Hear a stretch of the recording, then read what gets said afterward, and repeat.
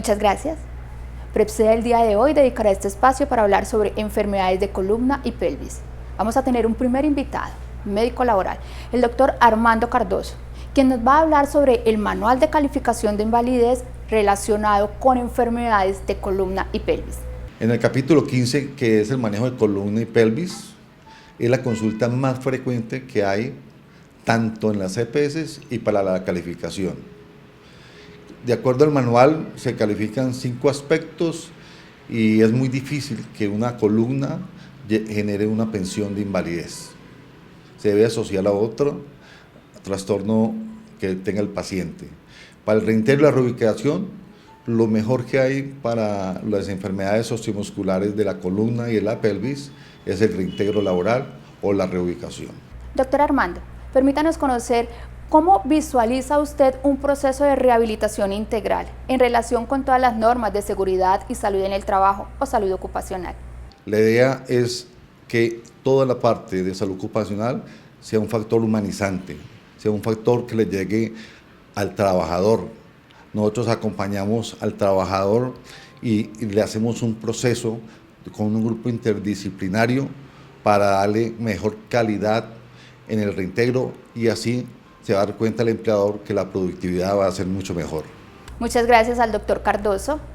Ahora vamos a hablar precisamente de los procesos de rehabilitación, recuperación de esa capacidad ocupacional. Específicamente vamos a hablar del programa CREO de Prepsea. CREO, capacidad residual ocupacional. ¿Qué vamos a hacer con esa capacidad que aún tenemos de ese trabajador, de ese colaborador? Vamos a hablar de servicios generales.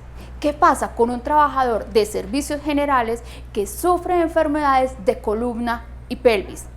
¿Qué pasa con este trabajador en ese proceso de reasignación de tareas, reubicación o reintegro laboral después de una incapacidad prolongada? A través de nuestro programa CREO, Capacidad Residual Ocupacional, Prepsea acompaña estos procesos de reintegro, reubicación, readaptación laboral. Nuestra terapeuta, la doctora Magnolia Ovalle, va a permitirnos conocer cómo implementamos este programa en estos casos. Gracias, doctora. Desde terapia ocupacional en el programa CREO, cuando hablamos del colaborador de servicios generales con lesión de columna, tenemos en cuenta 3 aspectos fundamentales.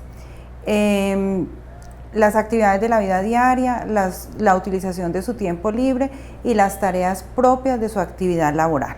Dentro de las actividades propias de su actividad laboral, el colaborador de servicios generales está expuesto a múltiples desplazamientos, a levantamiento y traslado de carga y a una parte motivacional por sus actividades laborales que es fundamental tenerla en cuenta.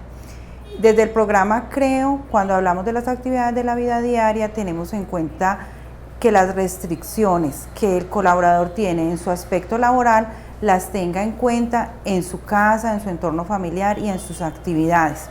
Si el colaborador no es respaldado en su formación y en sus ayudas técnicas en su casa, puede suceder que incremente la sintomatología y cuando venga a su espacio laboral no las pueda realizar con la mayor funcionalidad y la mayor motivación por sus actividades, y esto perjudicaría obviamente su quehacer laboral. Muchas gracias, doctora Magnolia. Para que podamos hablar de rehabilitación integral, indiscutiblemente tendremos que incorporar la psicología ocupacional. Vamos entonces a escuchar a la doctora Joana Jaramillo, quien nos va a explicar cómo entramos a fortalecer todo ese proceso de adaptación de este trabajador. Doctora Joana, muchas gracias por acompañarnos. Muchas gracias por la invitación. Si vamos a hablar de procesos de adaptación, tenemos que verlo obviamente de 3 enfoques diferentes, pero muy integrados. Primero es ver la actitud del colaborador frente a ese proceso de rehabilitación. Recordemos que a veces las barreras empiezan por nosotros mismos. Es muy importante que esa barrera se pueda romper desde el mismo colaborador, en que puede llegar a ejercer su cargo satisfactoriamente, y también llegando a la otra fase, todo lo que tiene que ver con la sensibilización, obviamente las condiciones de trabajo, incluyendo también la disposición y la actitud que tengan los demás colaboradores frente a él, porque es importante hacer sensibilización frente a ellos para que nuevamente digamos que puedan tener a este colaborador satisfactoriamente y que no pueda afectar lo que se llama clima laboral, ¿cierto? Que son como todas las percepciones que se tienen frente al entorno laboral. Pero sobre todo hay que hacer mucho énfasis en condición de actitud, no solo en el colaborador, sino también en su jefe inmediato, las demás personas que lo rodean como tal, para que el proceso de adaptación frente a esta lesión, pues obviamente se pueda hacer de la manera más satisfactoria. Muchas gracias, doctora Joana. Hemos hecho ya una síntesis de cómo a través del programa CREO, Capacidad Residual Ocupacional, acompañamos a las empresas en estos procesos de reintegro, reubicación, readaptación laboral.